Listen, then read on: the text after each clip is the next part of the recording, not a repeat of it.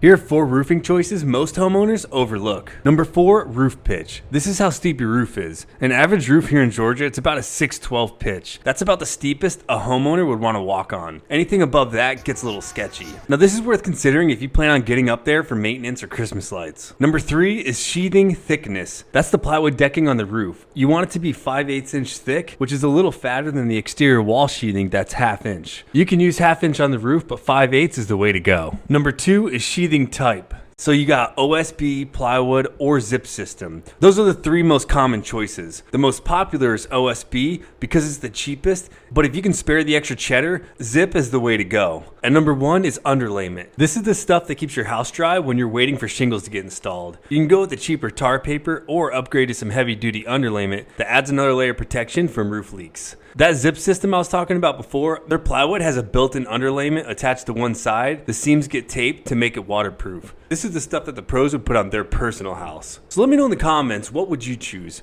Which pitch, sheathing thickness, and material would you want on your house?